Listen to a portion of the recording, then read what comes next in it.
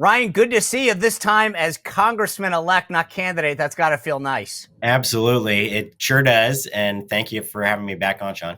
Yeah, well, I pretty much am taking credit for it, so I figured it might as There well. you go. Hey, Yeah, well, there I, you I will go. say this, when you win by 1%, everybody's effort helps.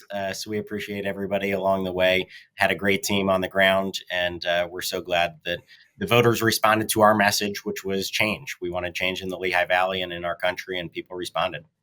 Yeah, let me ask you this. I know you're in Washington for orientation. I last cycle, like a Mike Lawler was like a hero because he was a dragon slayer. Killed him. You and your Pennsylvania colleagues there are kind of responsible for the majority. New York really put us into the driver's seat last time. It seems like Pennsylvania was what did it now. I mean, you think about where we stand. 220 looks like where we'll end up.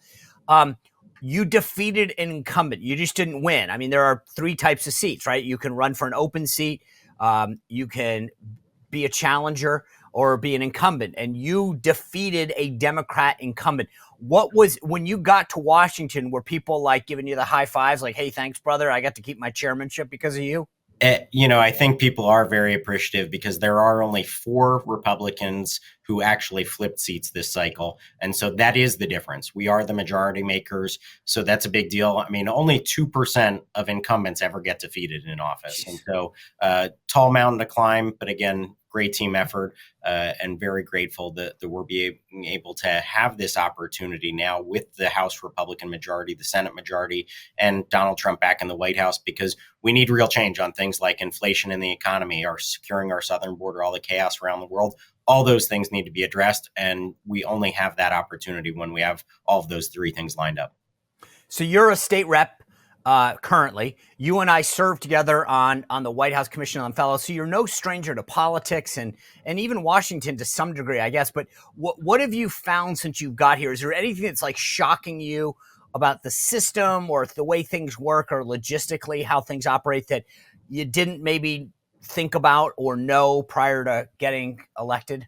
I mean, I think you pointed out, I do have some experience both at the state and federal level. So not much has been shocking. But what I do see, and what I'm encouraged by, is that our conference and the White House are both talking about disrupting the existing system. We want real change.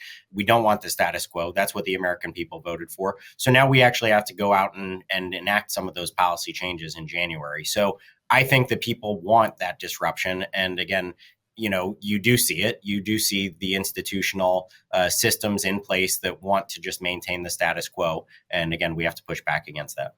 All right, I want to get to those priorities in a second. But you are a Pennsylvania state rep. I'm literally watching Bob Casey suddenly try to claw for every vote. The Bucks County election supervisors claiming that they don't have to follow the law.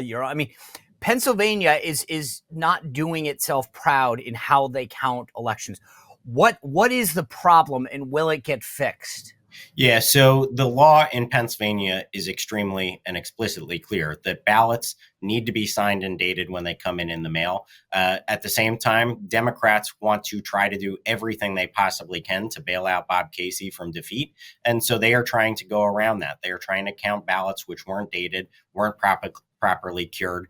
And so we heard from a Democrat elected official in Bucks County, a county commissioner there, saying that she was going to knowingly and willfully violate the law to make sure that they count additional ballots that were illegally cast at this point. So it's outrageous. I mean, the state Supreme Court even slapped them down. They're extremely liberal. But what we see on the ground is, again, these kind of desperate attempts by Bob Casey and others to circumvent the system. It's what they did back in 2020 as well, where what they did at that point in time was that they allowed ballots to be counted 3 days after the election, in total contradiction of the state law. And Governor Wolf at the time used his COVID emergency powers to do that, an outrageous abuse of power, so much so that we in the state legislature actually passed through 2 successive sessions, a constitutional amendment that went to the voters in Pennsylvania. It narrowly passed to rein in the governor's executive powers because they were so abused there. But these are the types of tricks that the Democrats have been using for years in Pennsylvania. This is just the latest one. I think Dave McCormick is going to hold on. He ran a great race, and he'll be a great asset to us in Pennsylvania as our next senator. So, but beyond that, do you think, there were rumors heading into election night? Obviously, Donald Trump won by enough that it didn't matter. But going forward, there were rumors initially. The Secretary of the Commonwealth had put out, don't expect us to have an answer on election night. It might take a day or two.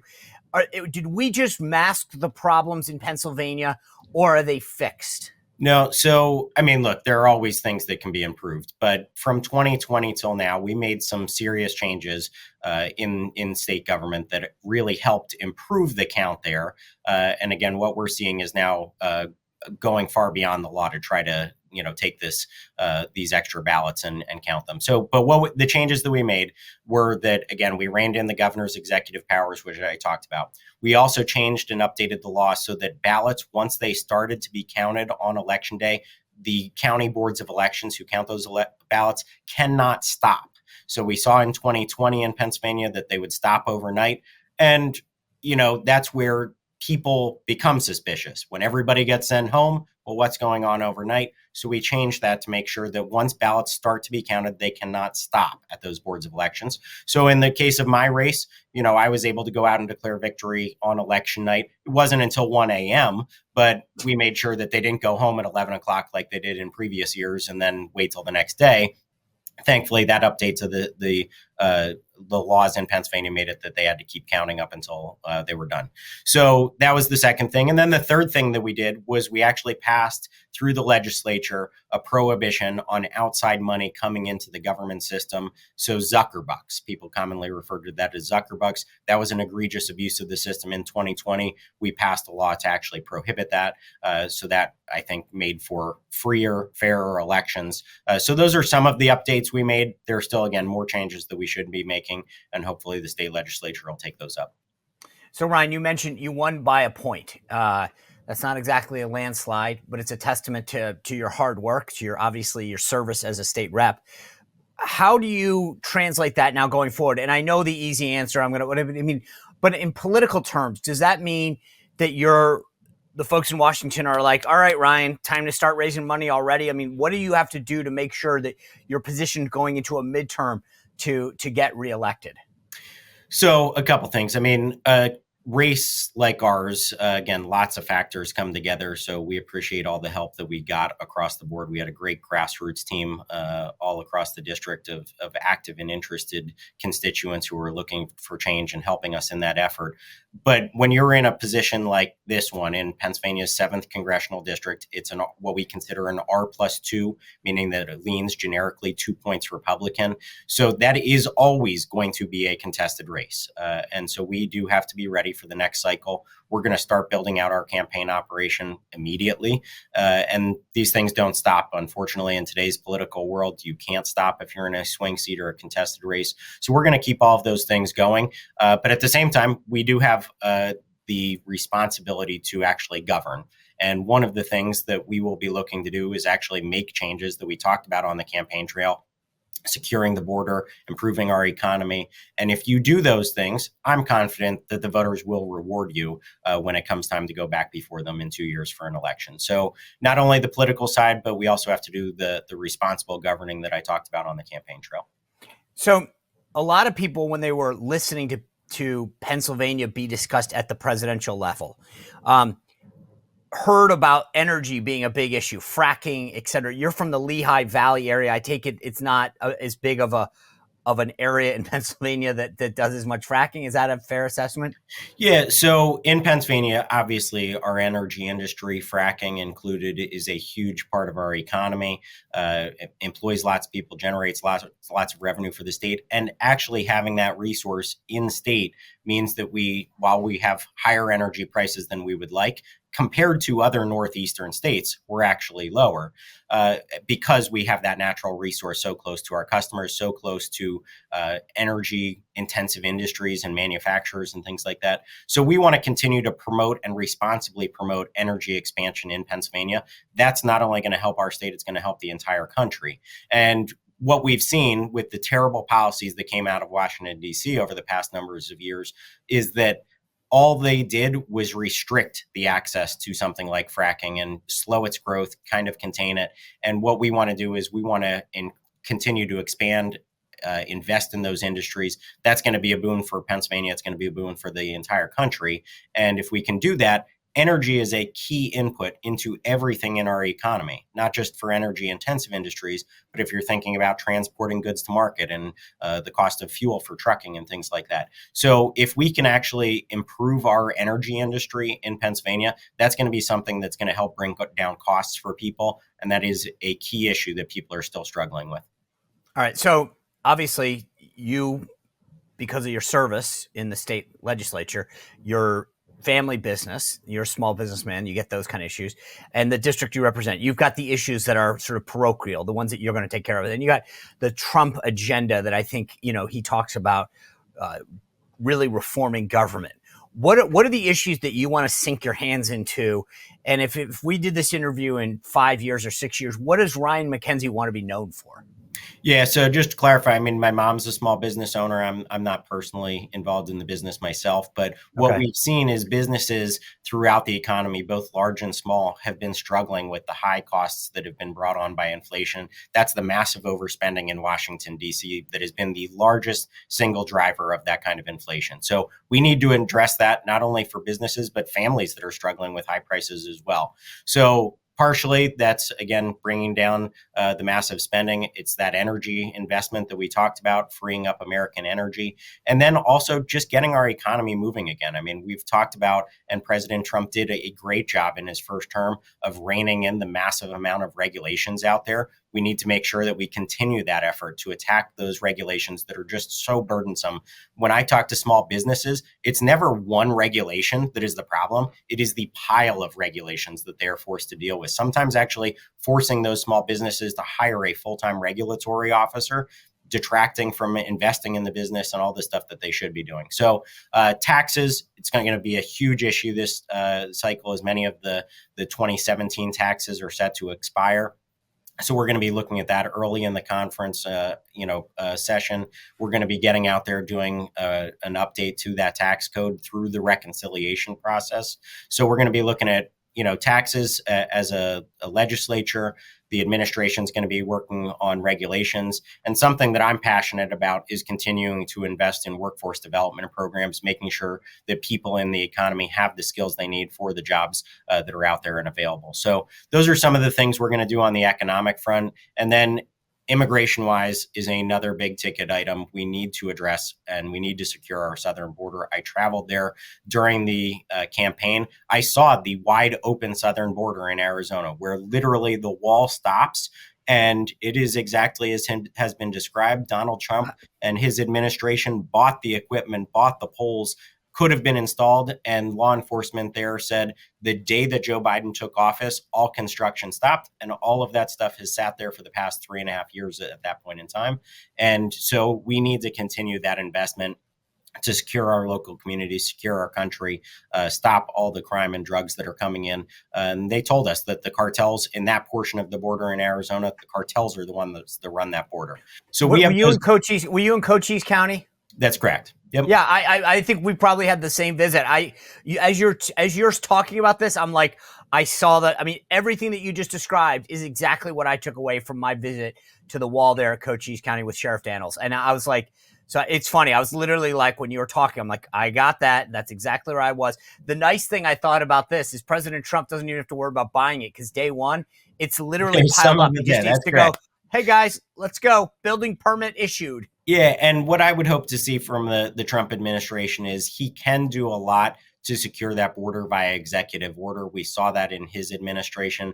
Biden unwound a lot of that, totally reckless, totally irresponsible. So hopefully he can go back in, put some of those things right back in place to help secure our country and our community. So those are the big things, obviously, that the Congress is going to be focused on. And then again, personally, I'm focused on things around in the labor space. Workforce development is something that I'm passionate about. So, I'll be able to, as Republican chair of labor and industry in Pennsylvania, I've worked on those issues for years. So hopefully I can hit the ground running on those things. Have you tried, is that you want to be on education or the workforce committee? Yeah, so the two committees that I've requested are Energy and Commerce and Education and Workforce. Both of those are very important, not only for the district, but for me as an individual. Those are the areas that I've worked on. And I want to be a legislator who can actually hit the ground running, have a meaningful impact immediately. And those spaces I know and I've worked in for a long time. So I could have the How does that, just explain to viewers, how does that work when you say you've requested them? How, if someone's sitting there right now, what does that mean? Like like Uber Eats, like you just put a request in, or like what does that mean? If someone's listening right now and saying, how does that happen? Do you just walk up and hand a ticket? Sure. So, it's more akin to some of the match processes that are out there for maybe different colleges or, doctor programs where you basically put out your requests and you get to list a couple of different options, but then it's a match. And there is something in the House called the steering committee. It's a number of members elected from across the Republican conference who do chairmanships and then also appoint members to those different committees. And it's spread out regionally across the country. Leadership has seats on that committee as well. And the reason it's a match, you don't just get to go into what you're interested in or what you're passionate about or have experience in, because it is a match based on where are their openings? Are there members who have retired and moved off that committee? So you try to match it up as closely as possible to what people's interests and experience are, but that's not always possible. So you do have to let those things be known. And again, they do their best to get you on the committees that make sense. How much time do you think we should do on oversight? For example, we still don't know the origins of COVID. And I think that there's a desire for Congress to now dig through what the last 4 years of this administration knew, when they knew it, what they did and what they didn't do. Yeah, oversight is a very important responsibility of Congress. And obviously, we have been stonewalled by the Biden administration on many fronts for the past number of years. So now that we will have an executive branch back in Republican hands, we should go back to that administrative state who made some of those decisions and ask for the documents and do the proper oversight of Congress. It's not only just important to hold people accountable, but if we, again, want to talk about real change, there may be some people or departments or, agencies that weren't doing the right thing. We want to correct those problems going forward. And so that is something very important. So hopefully Congress will not just drop them. Hopefully they're going to continue those efforts on a number of different fronts. Okay. Hey, Ryan, congratulations. You're welcome. That your appearance on our show previously put you over the top. We'll continue to have you back on. We will take every little bit of help that we can get. And so we thank you for having us on. It's always great. You do a great job. So appreciate the opportunity to be here today. Thanks. Congratulations. We'll see you soon, man. Thank you. Well, if you enjoyed this content, make sure to like this video, subscribe, and click the notification bell to get more.